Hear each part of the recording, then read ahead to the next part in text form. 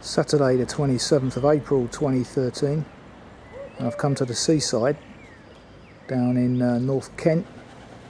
One spot in the southeast that I could find that wasn't forecast to have heavy rain today, or any rain, so fingers crossed that turns out to be the case. I haven't done this walk previously, obviously. I'm going to do the 12-mile version to Whitstable, get me money's worth out of it.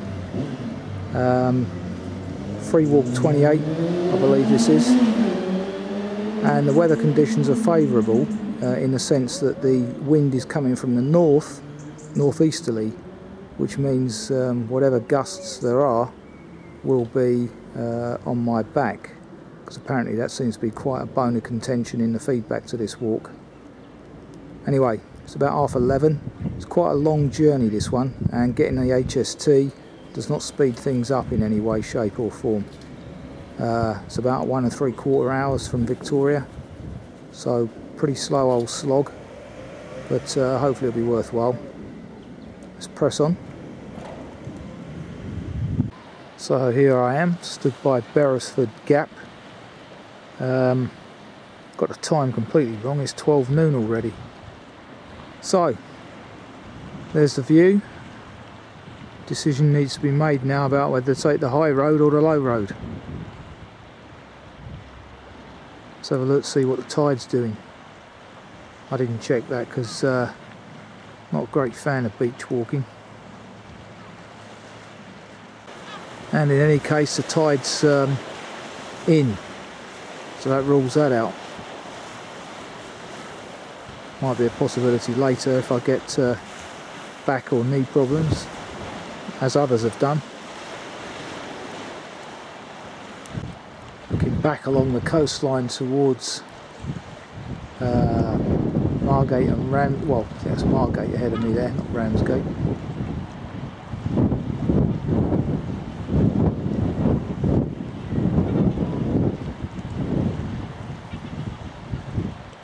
Yonder would be Ramsgate.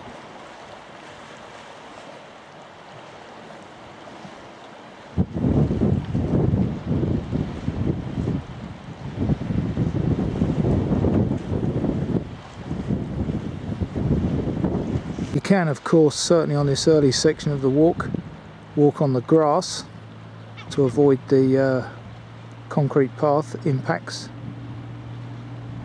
Two options. I'd rather take this high level grassy walk rather than that concrete seawall.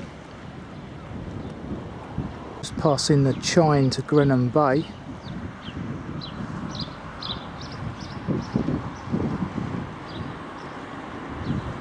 Information panel here telling us about Minnis Bay. The Thanet coast is one of the most valuable areas in England for marine wildlife. The area is also of great geological interest, and Boreus wants to stick an airport not far from here. Absolute madness.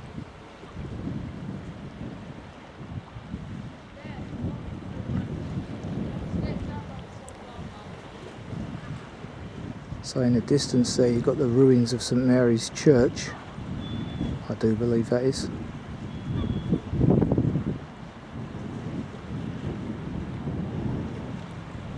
And not too far distant you've got the nightmare sight of wind farms. Not sure if you can see them on this camera, but there you go. Just about visible.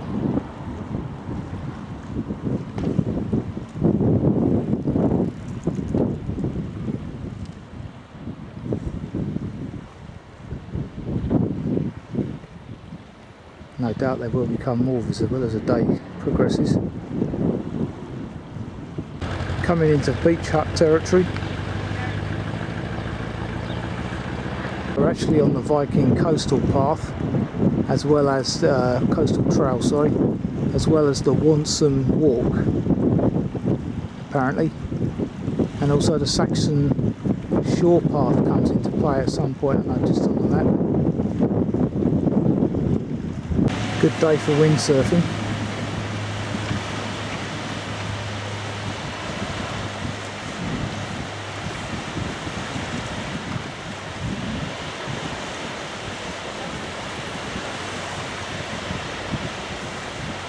National Cycle Network Route 15, just here at Minnis Bay, where there are a number of facilities, including toilets if you need them. Okay, just going to take this higher level route to Reculver.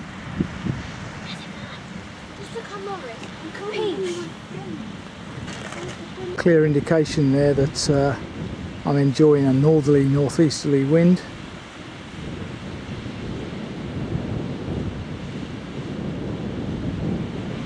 Memorial here to last year's Jubilee.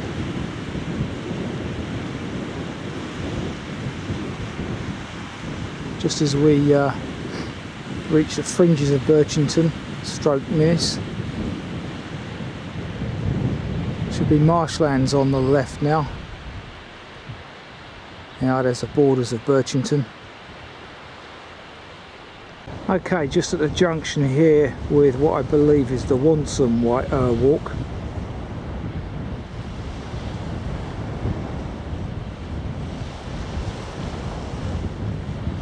Now, as you can see, scenery on the left is not all that.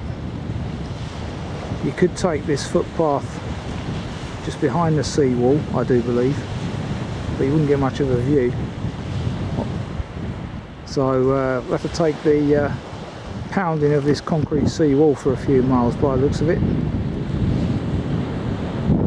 Pretty bland scenery. But there you go. At least the weather's good. Wind's picked up now, probably reaching its max 20 knots as forecast, but at least it's behind me. Bit Broads-esque here, reminiscent of Norfolk. Only in so much as this marshland. Swallow over there, so definitely around despite the cold breeze. It's about 10 degrees today. Not sure if that's oilseed rape or some other kind of yellow plant, but adds a bit of colour to the scenery on my left. Guess it is oilseed rape. Starting to come into flower now. Apparently, according to the bee protesters on the news yesterday, massive source of chemicals used on it, hence the decline in bee numbers, because bees love oilseed rape apparently, but when chemicals are put into the equation they die off. Expecting this to rain. Song of a reed bunting down there.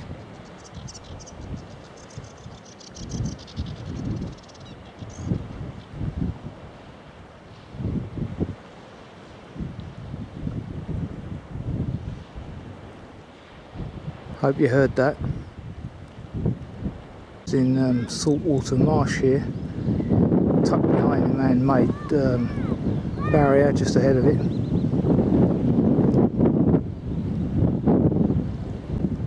Also the odd skylark on my left.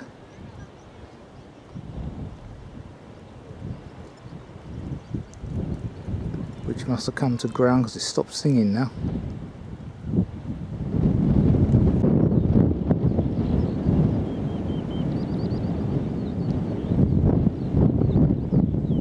Hope you can hear that now, wherever that lark is.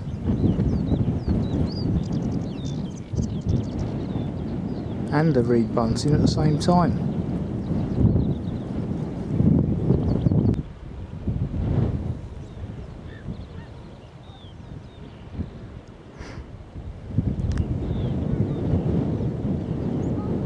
Just capturing a bit more of that skylark song. It's a bit further distant now, so you might not hear it. Church now dominates the skyline as I approach Reculver.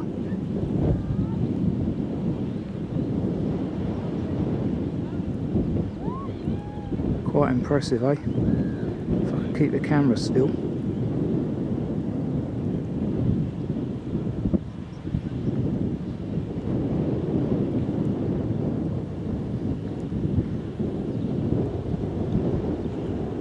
Interesting Group of swans here in this salt marsh.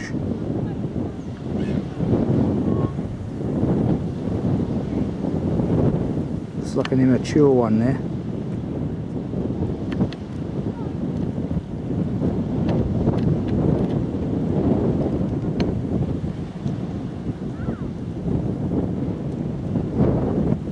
Sea lavender down there as well. Excuse that jumping on the picture, my camera's playing up I think. Hope this isn't going to be an ongoing problem from my catastrophe 2 weeks ago. For the final leg into Reculver, I've decided to come off the seawall because, as you can hear, much more interesting scenery on this landward side. Also gives a bit of respite to the legs. The old Roman town somewhere over there on the left per the map. Not sure what that is. Reed bunting by the looks of it.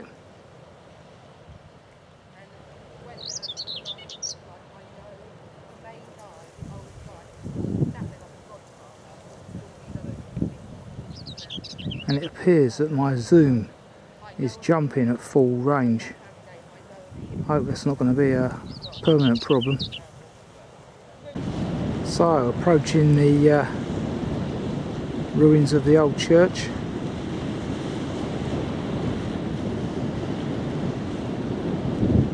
And at the same time the wind farm comes into closer view.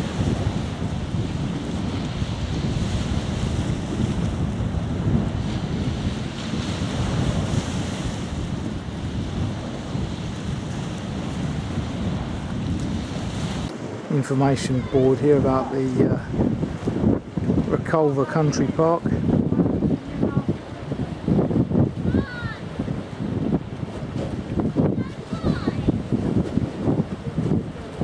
So as you can see now, Roman ruins close by, and a number of walks that we're now, or footpaths we're now following. The Wonson amongst them.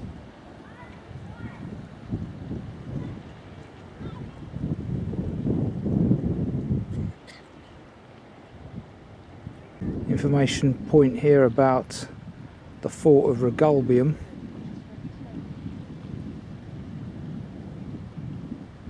As you can see, the remains of the wall there.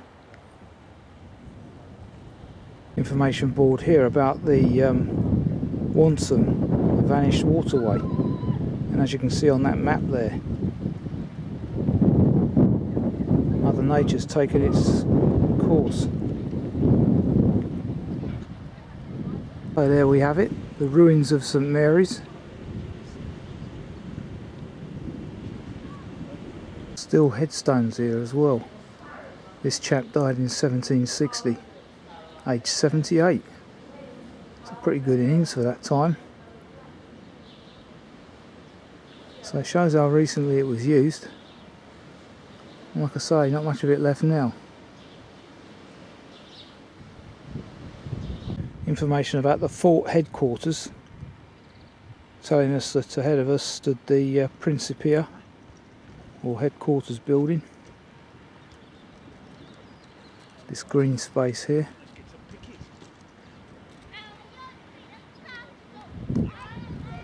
Reculver Park ahead of me there.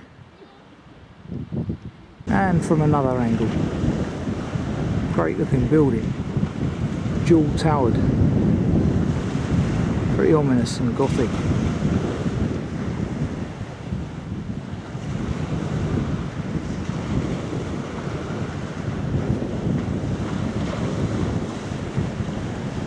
Great promontory. How the view has changed since it was built though. With those disgusting wind farms out there.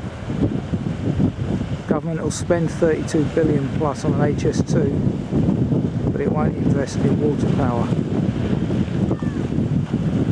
Bizarre. Don't need the railway. do need a green solution. Wave power's the answer. Surrounded by the stuff. There it is. Harness those waves. Another information board about Reculver. Maintained by English Heritage.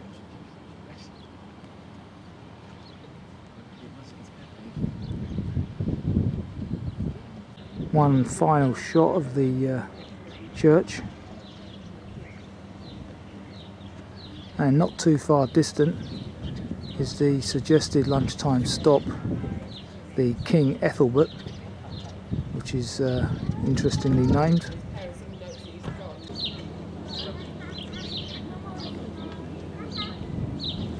Seems to have a small garden, not much else though. So, we're at the junction of a number of routes now.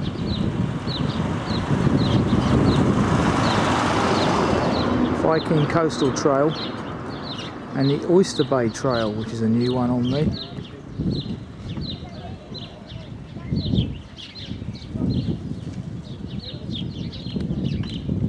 Seems reasonably priced.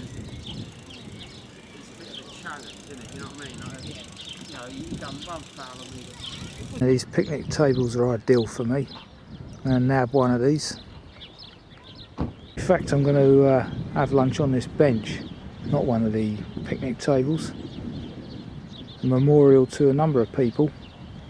As you can see, Laura Ann White,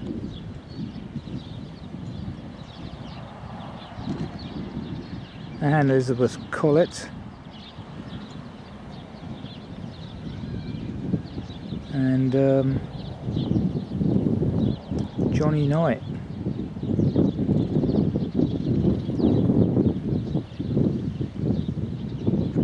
What a pleasant day it's turning out to be. Good choice, and the weathermen were accurate with the weather. Over on my right there's a number of other little facilities. I think they're open. Shop over there in the cabin. Reculver Club, Caravan Park. Right, let's get eating. It's about 1:30, 1:45, I believe. Okay, 2:15, fed and watered, and there's the Reculver Centre, something to do with the Kent Wildlife Trust.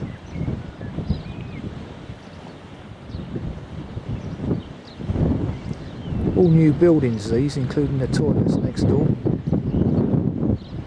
Information panel here about the Kentish Flats wind farm, of which I've got no interest.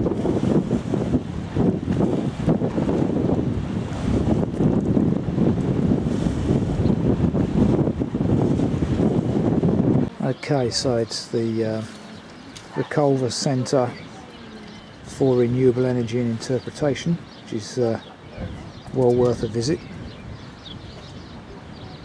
Oh, that's why I haven't heard of this new trail, Oyster Bay Trail.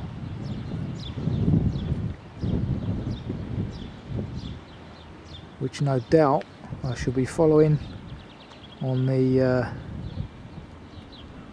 headland here. Not this concrete path, I'm going to follow the grassy one. You'd imagine that these crumbling cliffs, home to sand martins, of which there are hundreds flying around me at the moment, which is good to see. Little brown fellas.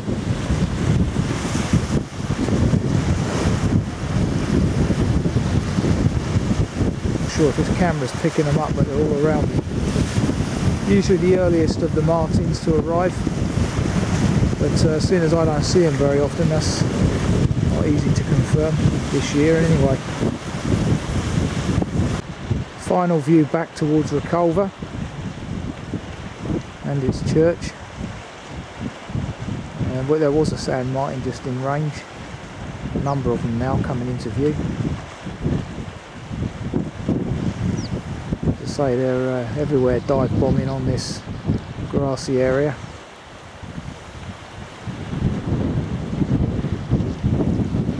Interesting how those sand martins will only pick cliffs that they know that are fairly stable by the looks of it, unlike this one. According to a leaflet I just picked up in the Reculver Centre, this stretch of coastline was used for experimentation of the bouncing bomb, and several versions of it have been washed ashore over the years, and I thought it was they tested it in Norway anyway, or the Lake District, one or the other. Oh, there you go, bit of modern art over there on my left.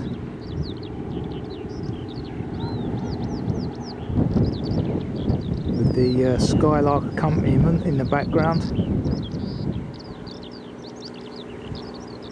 Delightful. Final view back at Reculver and the rest of the walk that I've done thus far.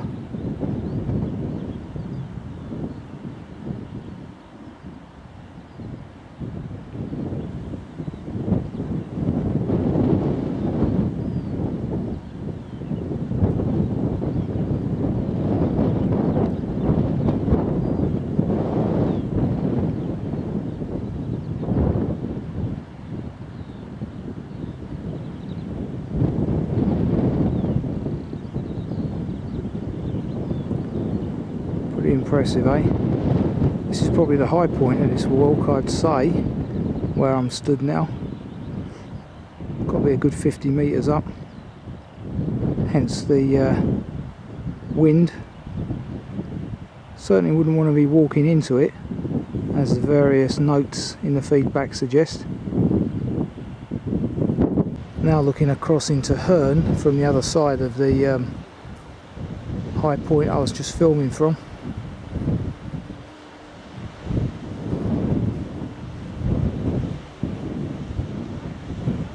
Lovely gorse over there.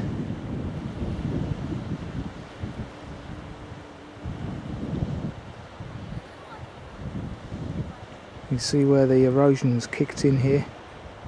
Cliff fall. Mother Nature's relentless, eh? And I think that bit of land sticking out into the sea over there is Essex, very edge of. So that must be Thorpe Ness or whatever you call it. Very hazy at the moment. Is that a small frigate? Not sure.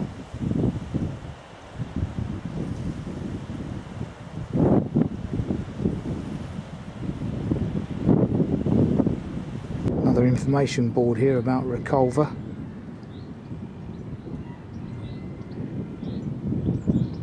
Just stood next to a small car park on the Herne Bay side of the park. Onward journeys over there where those people are going. Blackthorn blossom, I do believe, as opposed to hawthorn, and not too far distant. Gone, but by the song I believe it was a chaffinch.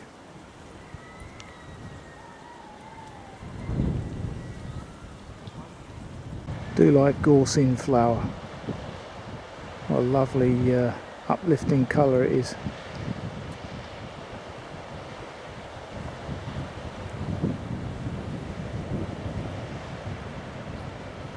Now on a concrete footpath once again, but you do have the option to walk by the verge if you so wish, which I tend to do. Plenty of daffs out down here, good size as well, unlike the ones you get in the city, which are rapidly disappearing already.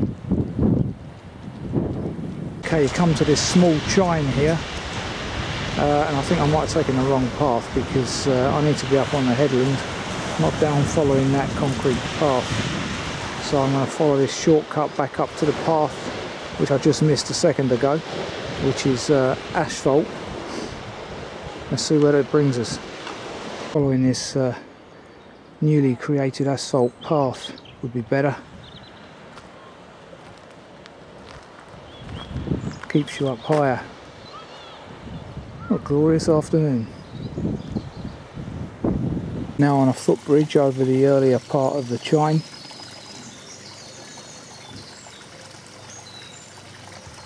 And another information board about the park.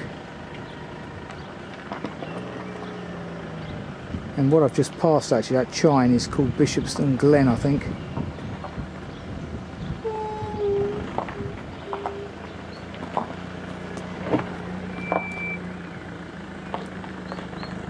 As mentioned earlier today, we now join the Saxon Shoreway. So there's a fair number of footpaths that use this route. I've seen another picnic spot and beacon as we head on into Herne. Number of options here still. Lower paths. I always prefer to be on the high road myself. Often you see that, thatch by the sea, and it's literally by the sea. Another couple of 100 yards and it'll be in it. Culver Hatch it's called. Interesting. The unforgiving concrete, so called, and I haven't found it at all a problem, is now gravel. A view back along the cliffs from the edge of Herne Bay. You can still see the twin towers in the distance there. Amazing they are.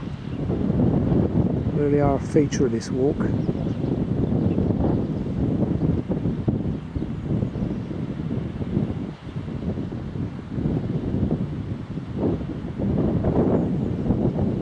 Information panel here about the slips, storms and skylarks of these downs.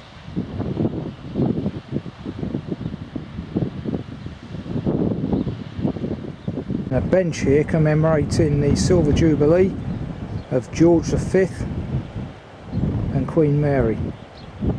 So that's going back some years, look, 1935. Hence the GM on the end. So I was wondering where the downs referred to on the last information board were, and of course they're Herne Bay Downs. And here's a further information board about Herne Bay Downs and the wind farms, etc. 30 turbines apparently.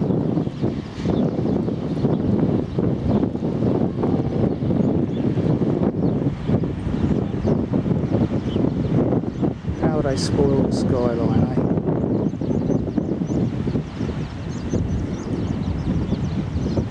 Not sure if you can see them because of the haze, but they're out there.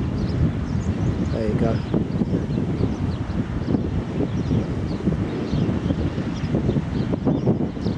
$30 of the baskets.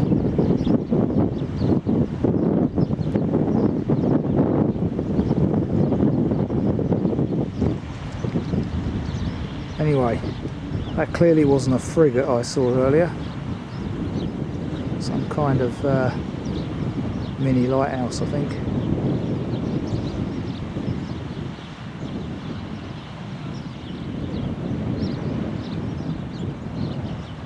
Nice avenue here of white daffs, whatever you call those. Lovely. I'm back up on the cliff top now, leaving that footpath, the hard concrete below me there. Information panel here about the steps, steamers and sea forts.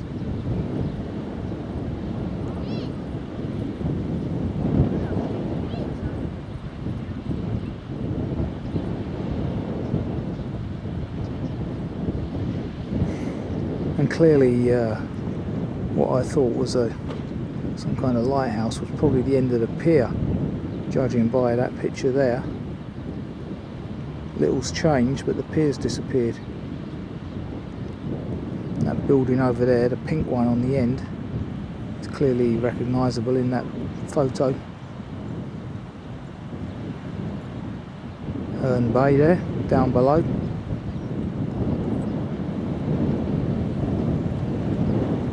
The roof here of King's Hall, there are a number of these around Kent.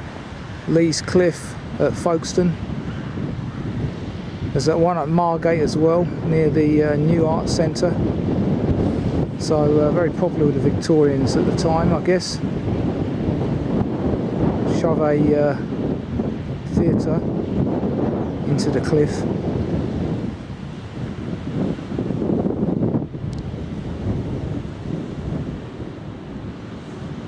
But there you have it from another angle. All pretty much of a muchness, these things. So as mentioned earlier, the bouncing bomb memorial here to Sir Barnes Neville Wallace, who died in 79.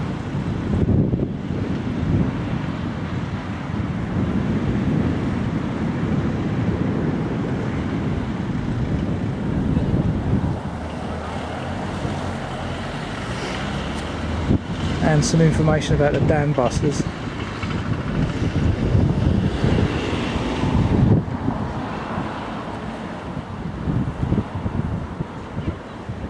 Thanks to him, I guess, to a degree, that we're still free. God rest your soul. There you have it, following the Wonson and the Saxon Shoreway. Just as well the Bun Penny is at the suggested tea time stop in Herne Bay, because it's no more, burnt out by the looks of it. Approach the clock tower in Herne Bay just at half time.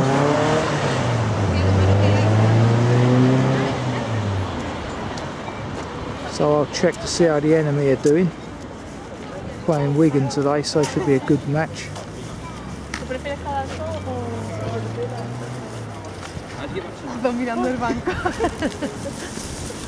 So far so good, despite Bale putting Spurs 1-0 up.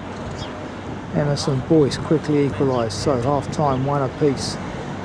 Need Spurs to drop points today, absolutely, because I think Arsenal will drop points tomorrow against United. So fingers crossed for the next 45.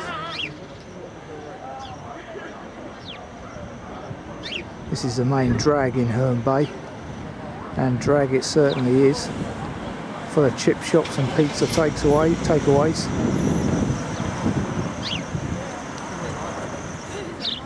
Pulling mussels from a shell comes to mind. Regeneration going on, mind, in anticipation of a bountiful summer, as people stay in the UK for their staycations now. And as I thought, this is the remnants of what used to be the pier. Now a sort of cafe area. Information panel here about the central bandstand.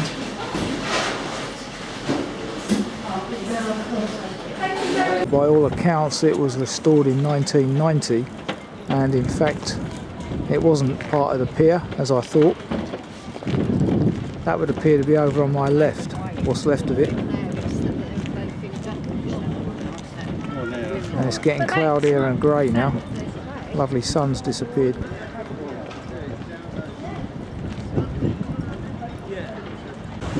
Defence improvements going on here.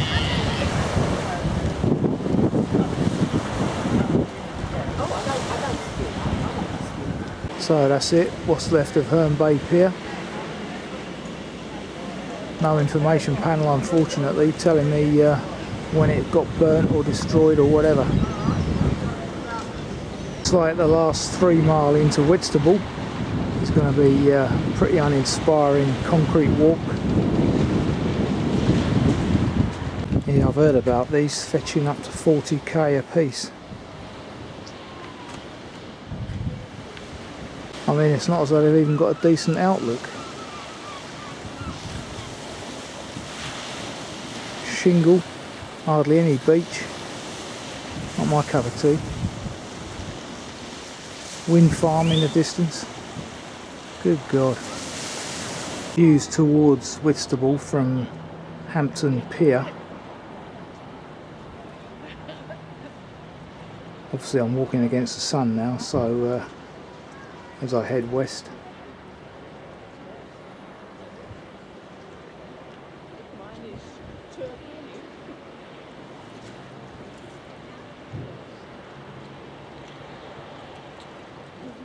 The path is along the concrete seawall there on my right.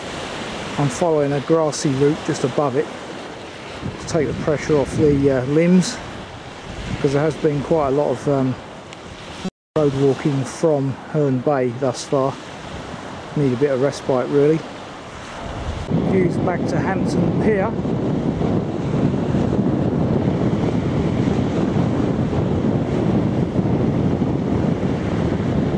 Once again a very pleasant afternoon.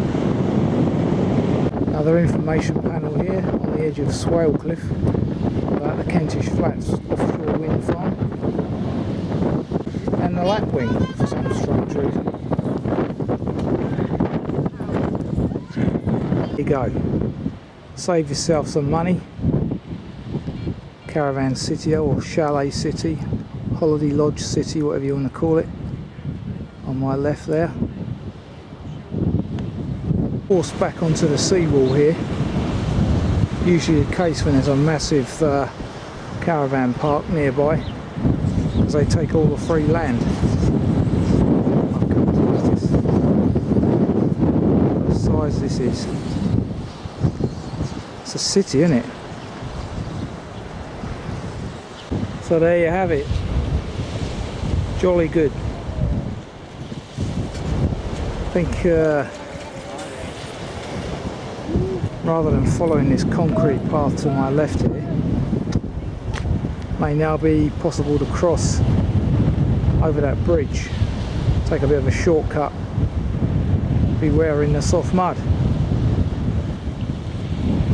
Not sure what that old relic is there. Air raid siren.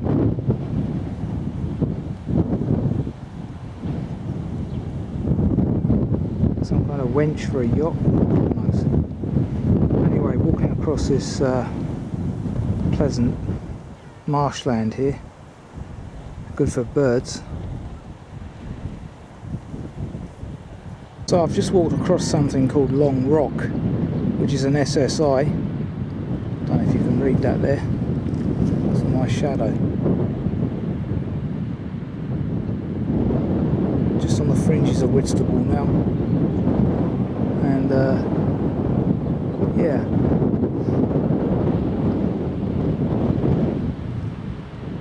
what a lovely afternoon it's turned out to be. About 10 minutes of grey cloud there back at Herne Bay, but turned out nice again. Information panel now about Tankerton Slopes, another SSI, and the news was mixed from Wigan. They were leading until the 90th minute. Spurs got an equaliser through an own goal. Same guy that scored for Wigan first off, Boreus. So a bit of a mixed day for me today on that front. It means a draw tomorrow against United will do us so, which is good. Information panel here welcoming us to Whitstable. Sun's against me, so I can't go too high up. Another memorial to the Queen last year. Wonder if Tom's seen this. It's this kind of yacht mast thing.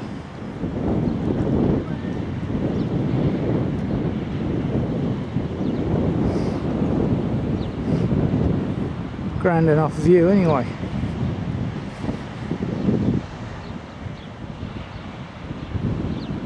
Next to another beacon on my left.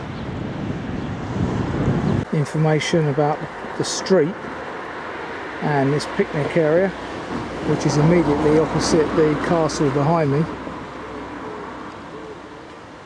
Pleasant tea time stop. So here we have it, information panel about Whitstable Castle. lottery funded and English heritage maintained. Whitstablecastle.co.uk for those that want to learn more. You could, of course, as with most things, just shove it in Google. Pleasant enough place.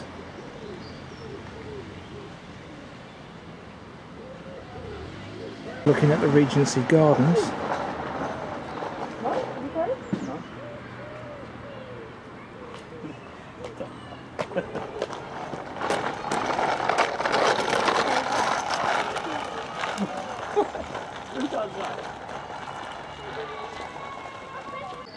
The castle from the west,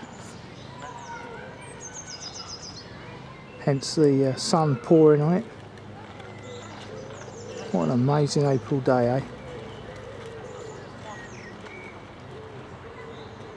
Information panel here telling us about the Boreus industry at Whitstable.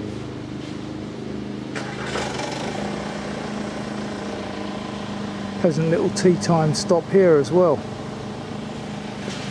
Very pleasant. Sea views, sheltered, fantastic. By all accounts, Boreus was used to tan leather and cloth, and it used to be all happening here on this little pleasant corner. What a transformation. Main entrance to the castle. Okay, back at a sunny Whitstable, and that was a very pleasant walk, mainly due to the weather and the wind being behind me, as suggested in the text. I didn't have any problem with miles upon mile of concrete footpath, which is what I was led to believe would be the case. You can always walk on the grass verges. There are a number of gravel footpaths as well, so I wouldn't be too scared of that in the feedback. So, just missed the 5:39, so I'll now be catching the 18:09. It's a fair journey down here, as I said at the beginning, but that was a pleasant walk, especially if you do the 12-mile version, which I've just done. So, free walk 28, which is Birchington to Whitstable, completed.